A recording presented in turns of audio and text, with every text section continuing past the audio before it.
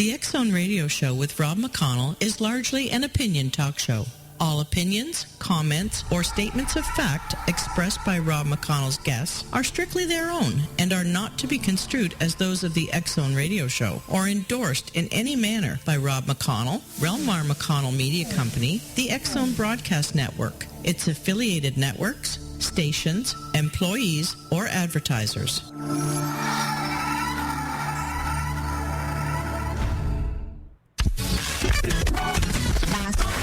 All Hit Radio.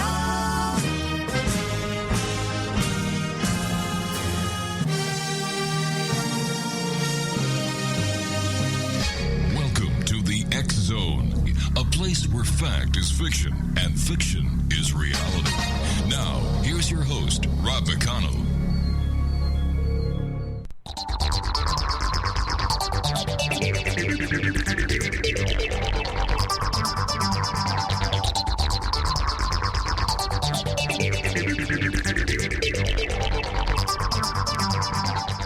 And welcome back to the X Zone, everyone. I am Rob McConnell, and we're coming to you from our broadcast center in Hamilton, Ontario, Canada, live and around the world on the X Zone Broadcast Network and on TalkStream Live.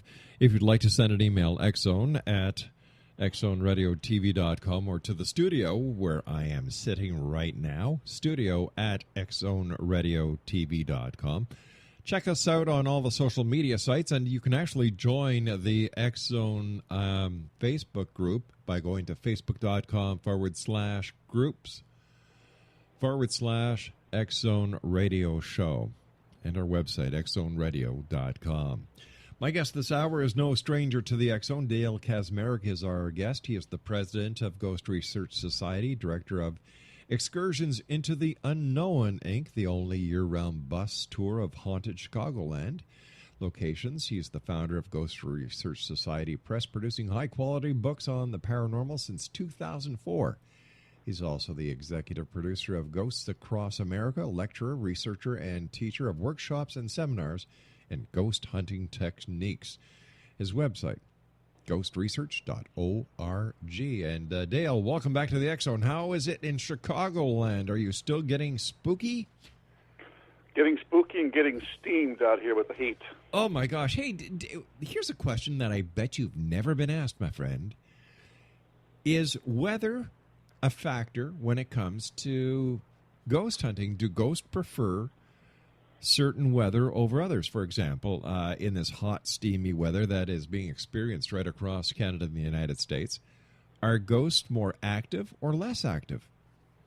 I don't think they're actually even either more or less active, but we have sometimes found that there may be lunar implications often associated with ghost activity or even solar activity.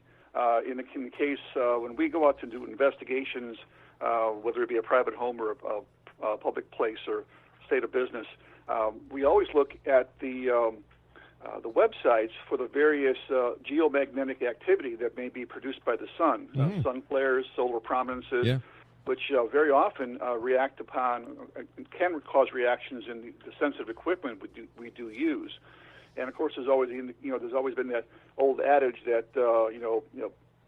things around the full moon go kind of crazy, and that's where the term lunacy comes from. It's from obviously from the lunar of the moon, and there has been some correlation between both solar activity sometimes and even lunar phases.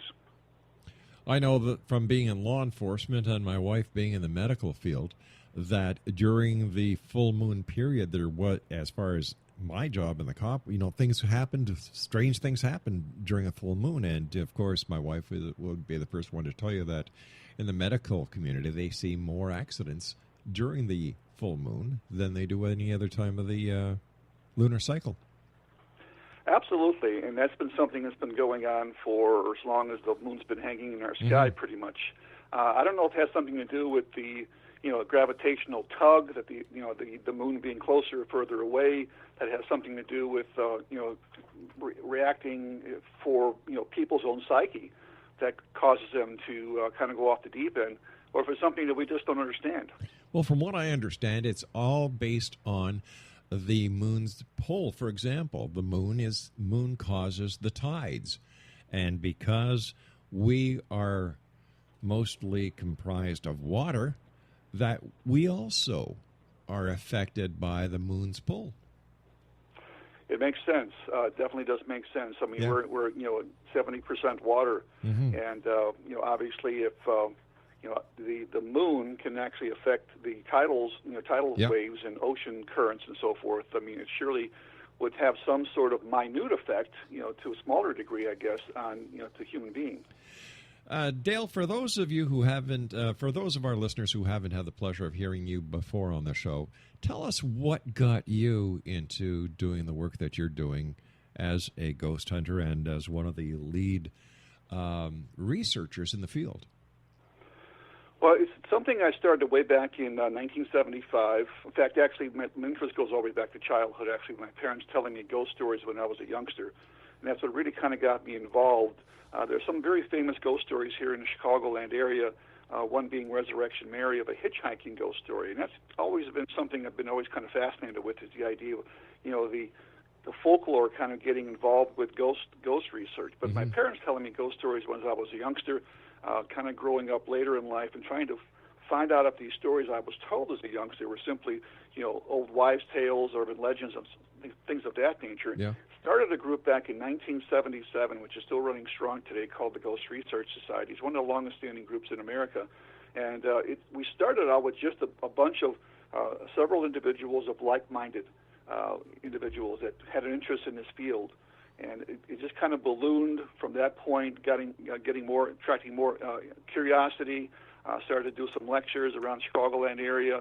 The bus tours in 1982 kind of generated a lot of interest, especially, of course, after the movie Ghostbusters came out too as well. So I think, all of this kind of helped my career basically in the field. And of course, these TV shows that we see nowadays, some are not as good as others, and I won't mention who they are. But I mean, it has had an impact on the people entering into the field of the paranormal.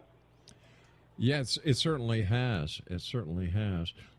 There's a question that came to mind the last time you were on the show, and I wrote it down, and I'm so happy you're with us tonight, because I'd like to throw this question to you and get your reasoning. I can understand how a ghost may be formed when something traumatic happens and there's an imprint of the physical body based on the composition of our bodies and the fact that, the electromagnetic fields and so on. Okay, I can understand that. But if that's the case, why aren't ghosts naked?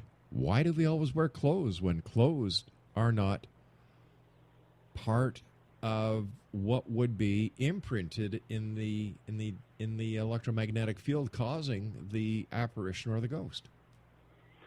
Well, there's several different trains of thought on that. Okay. Basically, number one, there's two main categories we kind of place ghosts into. The residual category, as you mentioned, which is kind of like a tape loop.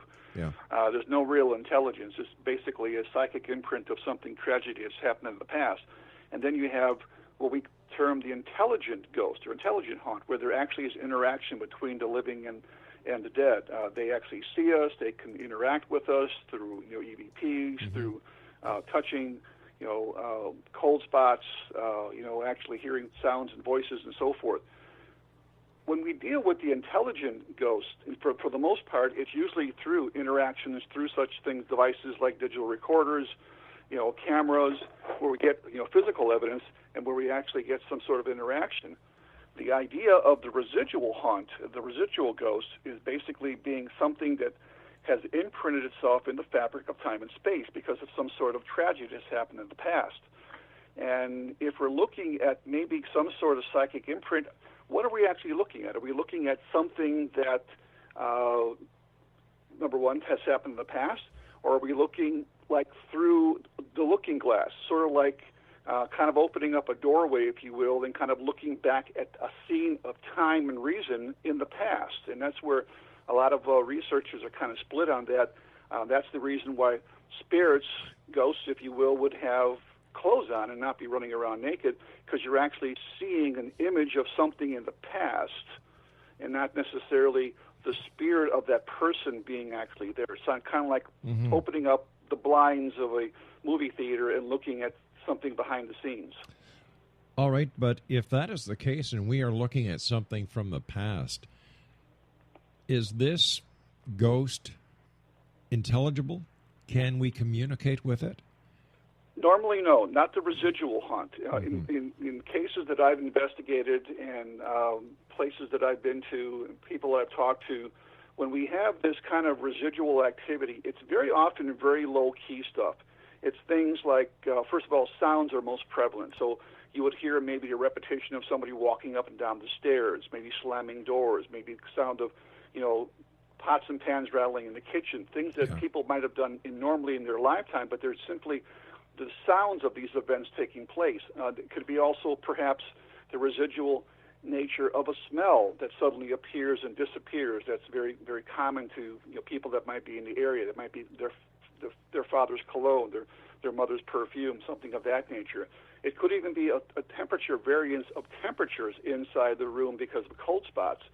And again, these things are not interactive as far as communicating with us. It's just an indication of kind of a byproduct that something is there. All right. So if we're looking at the past or a vision of the past, does this bring us into the multiverse, the multiple dimensional aspects of the new sciences that we're looking at? And do you think that the new sciences will help us better understand the phenomena called ghost? Well, they can very well sometimes be interdimensional. That's a number of researchers have brought that up in the field in the past. A very famous Fortean researcher, John Keel, who wrote the book The Mothman Prophecies and Strange Creatures in Time and Space, a very well-known researcher, particularly during the UFO flaps of the 60s and 70s, said in several of his books that he noticed that at locations where people had a UFO flap, a tremendous amount of UFO activity in a very small area, he also noticed at that same time that there was an upscale surge of poltergeist activity, hauntings, and even Bigfoot activity, as though some sort of interdimensional doorway was opened up. Everything kind of came in, and then after a while, that doorway reopened, they went out, it slammed behind them, and everything's pretty much ceased. So again, it may go into that aspect of the paranormal of interdimensional beings that we're looking at. John Keel called them ultradimensionals.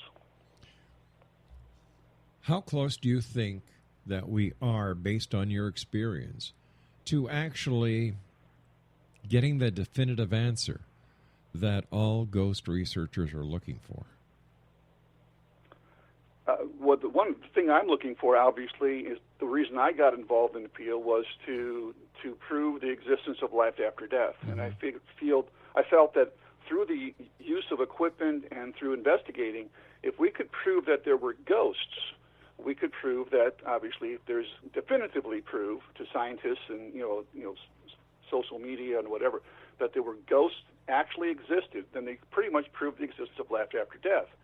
And the increase of technology today, with all the equipment that's coming out today, designed by very, very bright minds, I think if we're not right there, we're pretty darn close to being able to prove, or at least come up with a lot more, interactions with ghosts than we were, say, 10 years ago or even 5 years ago. It's just leaps and bounds. So I would venture a guess that within the next 10 years, maybe 10 or 15 years, there's going to be some major breakthrough, either through the use of equipment or something that really sets science turning in a headspin. But why don't you think the scientific community hasn't already gotten behind the research that's being done by the independents like yourself? Because scientists very often, they want stuff to be that can be replicated, that can be examined under laboratory conditions. You can't invite a spirit or a ghost into a laboratory and say, okay, now you're going to perform for us, so now you're going to be able to be studied. Ghosts are sometimes a very spontaneous thing. They don't always appear or or even show up. In many investigations we've been on, we've gotten absolutely nothing. So it's really kind of the roll of the dice whether or not you're going to get something. And scientists basically need that. I think they're very nebulous in some aspect, that they really need some sort of physical proof that they can replicate, show in the laboratory under laboratory conditions. And if you're looking at that avenue, it's never going to be proven through science. You said that the reason why you and other researchers do what you do because you're looking for definitive proof of life after death. Correct. But there are millions upon millions, if not billions, of people on this planet already who do believe that there is life after death. That's because of their philosophical religious beliefs. So I don't understand. Are you doing this research for those who do not follow any religious doctrine that there is life after death? Or are you using the research that you're doing to complement or to further prove the existence of life after death and that these philosophical religious beliefs are indeed correct? Well, actually, it's a combination of both. I mean, the reason I started into this was to I was curious about what lied beyond death's door, and I think everybody is. I mean, they always say it's in faith. It's in your belief in faith that there is going to be a life after death, and nobody can prove that unless they've come back. There have been people that have come back from the dead, they had near-death experiences and so forth. Scientists will say that was due to chemicals in the brain, whatever you're being pumped with it at the time. All kind of different neurons firing that might have caused you to see like you're going through a tunnel of light. So, I mean, I'm doing it basically, for not only those people that have had religious experiences, that have had, contacts with ghosts, but also to bring something to the scientific community that they might be able to look at, evidence that we've captured throughout the years, that they might be able to finally say, well, there's something to this, and take a better look. Well, what has the scientific community said thus far based on the research that you've brought them? Well, again, when you say scientists, that's kind of a nebulous term. I mean, the scientific community in general does not truly believe that there's really anything to the aspect of the paranormal. And it's really in papers I've written and lectures I've done at colleges and in front of academians and so forth. It basically doesn't really kind of sink home. Again, they're looking at something more of a physical thing that they can examine. What we're looking at something that's more subjective, that maybe you can gather information, you can gather evidence, but again, the evidence that we've gathered have not been under their conditions, under their restrictions and the way they run their business, so to speak. So it's not always something that the scientific community is going to jump up and say, okay, you got this great evidence that, wow, all of a sudden, okay, there's ghosts. It's just not going to be that way. I've actually had skeptics involved in my work in the past. I've actually had scientists and doctors and nurses and other people involved with my work. And again, whether they've sometimes even had paranormal experiences or had contacts with things in our investigations. But again, they always seem to come up with some sort of rational explanation. Well, it was just this, it was just that. Where I'm more open, I think that's the thing that differentiates me from the scientific community, is I keep a very open mind to what we might pick up, might discover at a location, where they're more of show us the proof, show us something that we can examine and that we can replicate. Besides the fact that, to determine the fact whether or not there is life after death, if in fact it is proven that there is life after death because of the research that ghost researchers like yourself are doing, what happens after that? What happens to ghost hunting, the paranormal? Does it cease to exist? Oh no, I think it would. I think it would definitely continue. I mean, I believe, I truly believe that I've had contacts with spirits through EVP sessions, through real-time devices, that we can actually hear responses in real time. I believe that I've actually seen several dozen ghosts in my lifetime. I've had experiences where I've actually been touched. I've had what I believe is pretty hardcore evidence that I believe that something has interacted with me and people in our group. And I think just because we prove that to the scientific community and to the world in general, I think that wouldn't stop. I mean, by any means, that would be. I would assume that science would then get on board with their technology and hopefully be able to build better machinery, better equipment to figure out what exactly they're communicating with, and to bridge the gap from this side to the other. People even like Edison, for a while, had a device, or supposedly had a device that he was going to devise to communicate with the dead. And that guy, like Thomas Edison, who was a very well-known inventor, a genius in his own aspect, believed there was a possibility of life after death, that he could communicate with something. It needs to be opened up to the general community and the scientific community to kind of open up their eyes to also that possibility as well. Do we really need to know if there's life after death? I think a lot of people are very curious about it because I think a lot of people are very terrified about dying. That they believe that they're finite, that we're basically what we live here on Earth is pretty much the end of it. Especially those that are agnostic or atheists.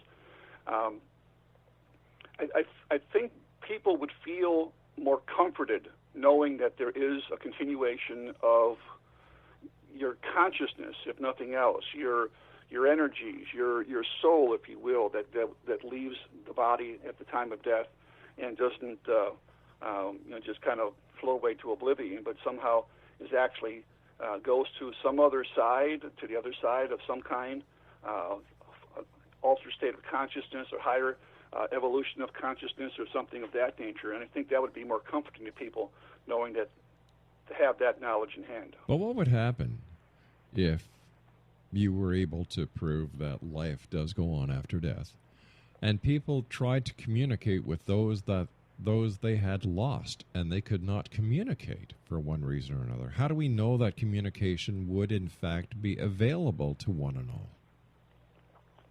Well, that's the thing we don't know, unfortunately, and we don't always know that you can always communicate with everybody you try to communicate with, and this is very evident in research that we've done in the past 40-plus years that I've been doing this in the field.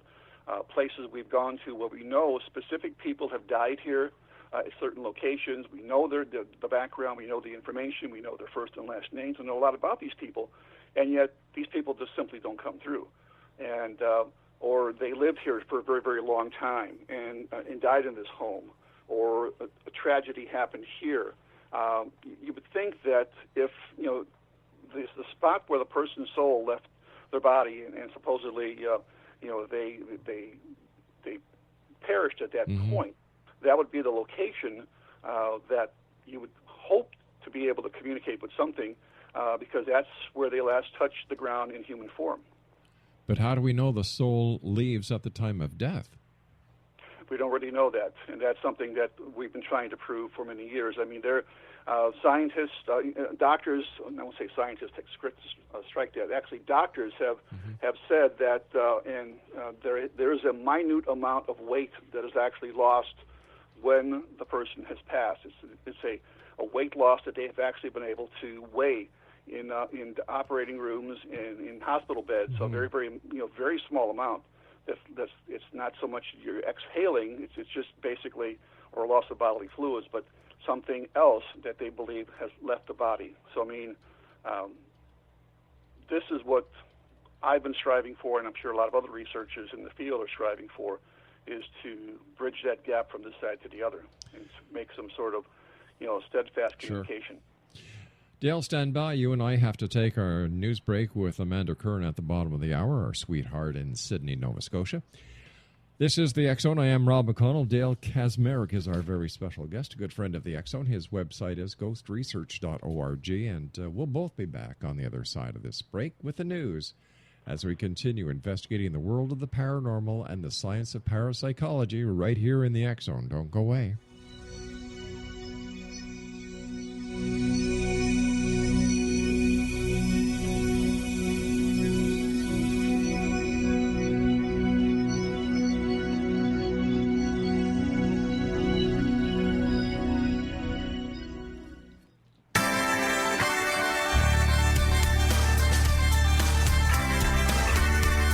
You're listening to the X-Zone Broadcast Network, www.xzbn.net. Radio's authority on the world of the paranormal and the science of parapsychology, celebrating 25 years of broadcasting.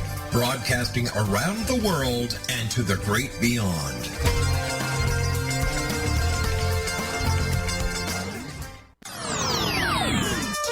This is News from the X-Zone. I'm Amanda Curran. For the first time ever, NASA's Cassini spacecraft has spotted deep gorges and complex river systems flooded with super cold liquid methane on Saturn's largest moon, Titan. This is the only other planetary body in our entire solar system known to have naturally occurring liquid on its surface. NASA spokesman David Lum explains that upward movements in the terrain caused by earthquakes could send liquid punching deeply down, like it did around Grand Canyon, or variations in the sea level could have increased the river's rate of erosion, like it did in the formations of Lake Powell, which runs off the Colorado River. It is likely that a combination of these forces contributed to the formation of the deep canyons, but at present it's not clear to what degree each was involved. Cassini will complete its 20-year mission sometime next year, but hopefully before then, it will receive more information from the canyon area. Scientists have discovered a minor planet that exists past Neptune, and while it is an exciting find, it provides more questions than answers. Nicknamed Niku, it orbits the Sun on a plane that's tilted 110 degrees to the plane of the solar system, and it is currently above the plane and rising higher, which will eventually start lowering as it orbits back around in a retrograde or backwards orbit of the Sun. Niku's orbit goes against the flow of pretty much everything else in the solar system, and on such an unnatural angle, astrophysicist Matthew Hallman from the Harvard-Smithsonian Center for Astrophysics says, it suggests that there's more going on in the outer solar system than we're fully aware of. Scientists theorize that the object must have come in collision with something else or was pulled off course by another gravitational source, but as for right now, nobody knows what this other object or group of objects could be. A strange new video posted online shows a mysterious red object zigzagging in the sky above the streets of Paris.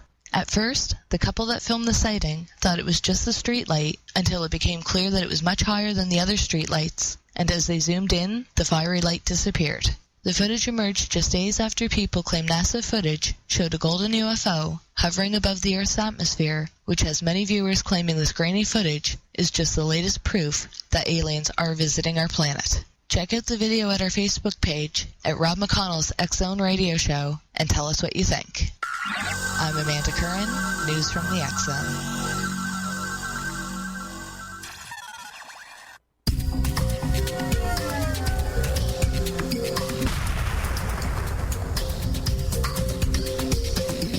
Coming soon to the X-Zone Broadcast Network is A Different Perspective with me, Kevin Randall, as your host. We'll be taking a close look at what is happening in the world of UFOs today with side trips into the paranormal. Guests will range from those who are household names to those who have a different perspective on a variety of topics. No topic will be taboo, but there will be tough questions asked as we all search for the truth about UFOs, the paranormal, and those things that excite us. Sometimes we'll agree with a guest and sometimes we won't, but we'll try to keep the program topical. For those of you who like to read, be sure to visit www.kevinrandall.blogspot.com and remember to listen to the other fine programs on the X-Zone Broadcast Network at www.xzbn.net.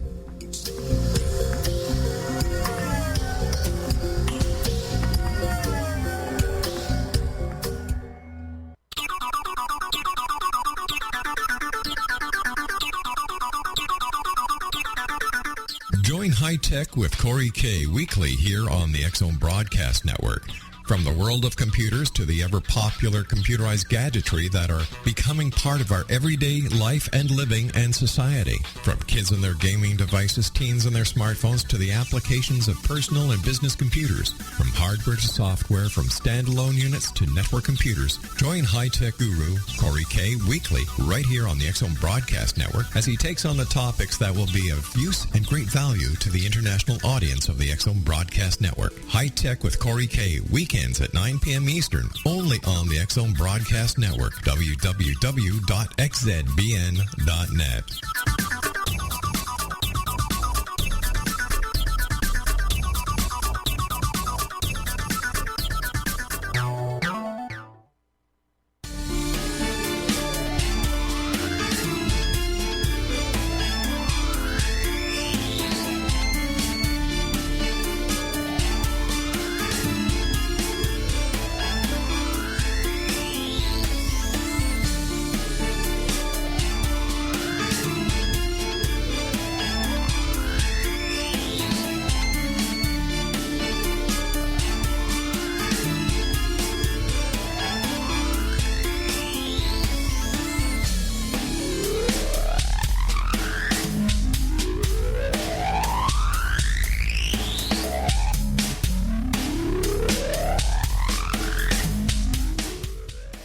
And welcome back, everyone.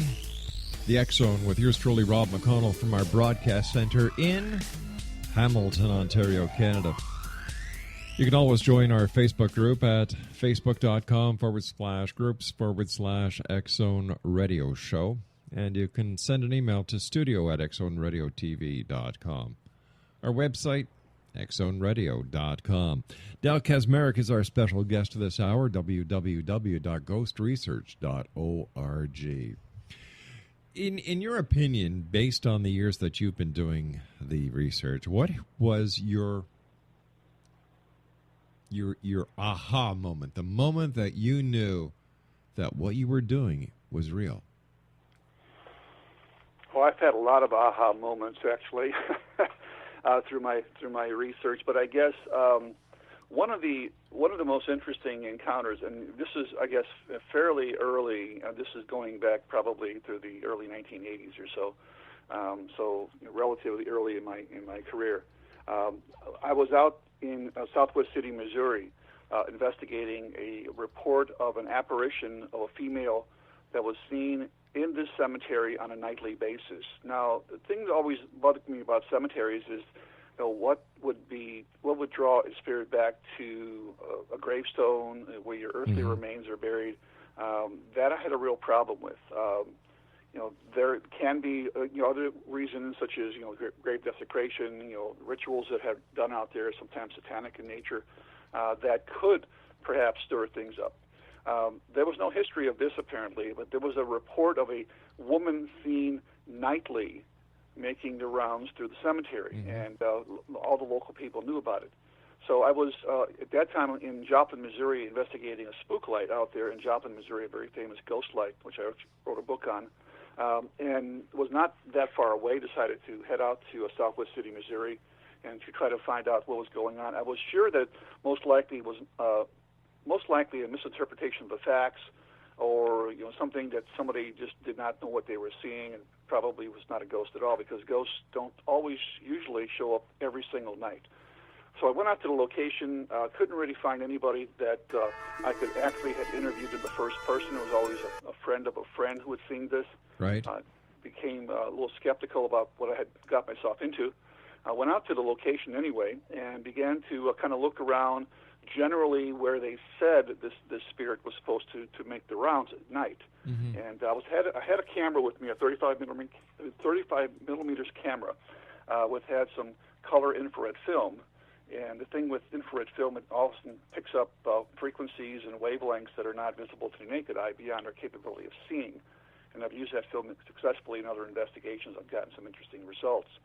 So I went out there, began looking around, and this was around 8 o'clock in the evening. It was a summer evening, so the sun was still up for another half hour, 45 minutes. It was still quite bright outside. And I actually saw what appeared to be a shape or a form, more like a collection of fog or mist, actually. And it's some parts were very translucent, other parts were more visually opaque. You couldn't see through it. It seemed to be moving around in an uncharacteristic fashion. Of course, being a scientific-minded person, right away rattling through all the possibilities of what I'm actually seeing here, or not seeing here. It wasn't cigarette smoke. I wasn't smoking. I didn't even smoke back then. It wasn't the proper temperature or humidity for ground fog to form. It had not just rain. It wasn't humid outside. So I decided to at least snap a picture of this and to document it, and then later perhaps look at what I might have picked up on the film. So I snapped the picture, snapped actually two, pulled the camera away from my eye. The fog was still there. And the way it disappeared was one of the most unusual ways I've ever seen anything disappear. It was like somebody had pulled a cork out of a bathtub. This little mist kind of spiraled down like a little white tornado into the ground and was gone in an instant. Now, I never saw anything like that since that time. I could not, for the heck of me, figure out what I had just seen. Yeah. When I finally got the film back, when I got back to Chicago, I looked at the film. It did not show the mist, which was unusual. Usually when people take photographs of cameras and so forth, they don't see the ghost, but the ghost will show up on the film. This time I actually saw the ghost, and the ghost didn't show up on the film, just kind of the opposite. but the entire area where this apparition or ghost, whatever it was there, was kind of bathed in an eerie blue light, very uncharacteristic for the type of film I was using. Was this the ghost that people had seen? I'm not sure. But whatever it was, it surely disappeared in a very uncharacteristic fashion.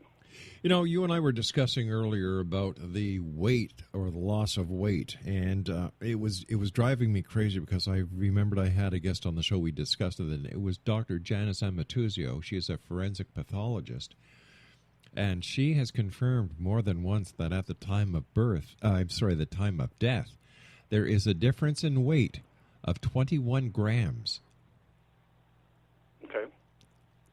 So yeah, I remember it's yeah. not. If I remember what I read about somewhere on the internet or through maybe a book that I had read somewhere, it wasn't it's a very minute amount. It wasn't very much weight loss, but Yeah. it was something that was measurable. 21 grams. Okay. And that's been noted by a number of physicians and pathologists. So we're not talking about something here that is theoretical. We're talking about something that has actually been scientifically documented. Absolutely. Yeah. So when we start communicating with the other side, how do we do that? Because it's like trying to communicate with an unknown species using a totally different type of communication system. Like, how do they understand the voice? How do they understand our reality if, in fact, they are not part of this living sphere anymore? That's a good question. Again, if we're dealing with, and again, the only ones that would interact or be able to communicate with us are those that I consider those intelligent spirits, those ones that have, if you will, a surviving personality, a soul, if you will, that has survived, which I think we all do survive, but I mean, that's interacting with us at the time. And the idea has often been launched by a number of different scientific people in the community. Einstein said it very eloquently that energy cannot be created nor destroyed, but it simply changes form. Now, I don't think he was talking about ghosts generally. He was just talking theoretical, but a lot of his theories, which are theories, are now proven to be beyond theory. They actually exist in science. The idea of communicating with somebody and getting their voice on tape goes all the way back to the time of Dr. Konstantin Radové. I think actually the very first one was Philip Jurgensen, actually. He was actually out trying to audio tape and record bird songs. And he noticed that when he went back and he played back these bird songs, there was something else there. There were human voices that were nowhere near. He was out in the middle of a field or out in a meadow or wherever he was recording. Nobody else was out there, and he was not talking. Obviously, he was being very quiet, trying to record these bird sounds. And then later on, through people like Professor Hans Bender of Freiburg University, Dr. Konstantin Radové, he wrote a book called The Breakthrough.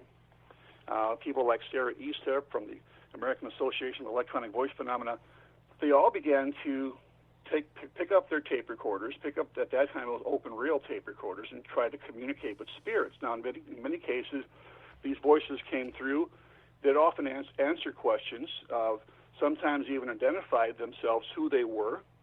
But in many cases, sometimes the sound wasn't always just perfect. The pitch wasn't just right. Sometimes their voice would even come on the reverse or wrong side of recording tape. So you'd have to put a twist in the tape, play it forward, and then the sounds would come back in a normal tone. Now, I guess we're way beyond that. We're at the point now, way beyond even cassette tape recorders or what they call digital audio tapes. We're to the point time of digital, even beyond analog now, and we're making progress in recording spirit voices on that. Now, the whole idea with obviously communicating with spirits is that typically an EVP session, or for electronic voice phenomena, takes place as you sit in a location where you believe to have spirit activity or you're wishing to communicate with somebody. You ask a question. You normally leave 20 seconds or so of blank space for the response. You ask another question, leave 20 seconds, and so forth and so on until you complete your session. Then you go back, you listen to the in-betweens, the questions, to see if there's a response. Now, that always bugged me because, I mean, you're doing an investigation several hundred miles away, and then you get back home 700 miles away, and then you listen to it, and you may have picked up the Class A EVP, but you're 700 miles away. So much for two-way communication. It's really kind of a one-sided communication. You didn't know that anything was recorded because the sounds didn't appear until, or were heard in real time. They were only appeared on the recording device or the media. So in this day and age, we have what's called these real-time EVP devices that you can actually hear a response in real time. Some like the Obelisk, some the Ghost Box or Spirit Boxes, some actually digital recorders or devices that you can actually hear the responses in real time. So you can actually hold a conversation, if you will, with what might be on the other side. And that's where the breakthrough comes in, where before it was one-sided. Now you can hold basically a conversation, or at least attempt to hold a conversation. You can get a response, build a response to that response, and continue down that track. Now, in some cases, we have gotten communications from several, many different, I believe, people have passed on that did hold conversations with us for many minutes. All right, so if we're saying that we're communicating with pure energy here that has taken a different form, wouldn't it be possible, instead of traveling to all these different places that are haunted, to actually do it from one location, knowing how to communicate or how to focus a call to the spirit and have the spirit come to where you are, just like they do with mediums? And that brings up another possibility. Are ghost researchers also mediums and channels? Yeah, I mean, we don't know the second part of the question. I mean, that could very well be. I mean, people, I believe everybody is somewhat psychic or somewhat intuitive. If you say you're not intuitive, you are intuitive. I mean, everybody has had things that have happened to them that may be deemed psychic or intuitive. The idea of producing or communicating from spirits from afar has always been something that's fascinated me, believe it or not. That idea of sort of like, if you for lack of a better term, a spirit radio, literally to turn on a radio and be able to communicate from long distances, through the airwaves, whether it comes through, satellite or if it comes through, hard wires, or even wireless, like, the old Marconi device, to actually get a communication from afar. I mean, that kind of device, to my way of thinking, has not yet been developed. I mean, I don't know what it would, what the implications are, or the technology would be to build such a device. I know in some of the ghost boxes, the spirit boxes, they do actually quickly scan the AM, FM frequencies at a very, very high rate, sometimes as fast as 6 to 7 channels per second, and you're getting entire responses and full sentences coming through. If you're scanning on that fast of a frequency, you're not picking up stray radio signals that simply came together to fill out an entire sentence like, "Get out of here," or "My name is Joe," or something like that. It's just impossible to do. What we're most likely picking up are spirits talking in the white noise between the stations, that kind of hiss between the radio stations. And if we were to develop something in those aspects that they could use as a carrier frequency, even Sarah Estep, way back in the 70s, would often use white noise in the background, which she said was sort of like for the spirits that they use for amplifying their voices, kind of a, for lack of a better term, almost like a carrier wavelength. Yeah. Even though it's there's white noise, there's pink noise, all different types of noises. And she got a lot of good responses when she used those types of devices. Now, the most recent ghost box that I'm going to be, I just purchased here, actually eliminates that kind of like the scanning between the stations where you hear the it's just the voices simply will be coming through. And I think that'll be a little bit easier to hear what's being said because you don't have to disembed it, if you will, from the background hiss of these scanning frequencies that you're trying to scan to make a communication. But isn't there also a theory that what is being picked up by ghost researchers as EVPs and now through this new technology that is coming out is simply thought transference from someone within the group?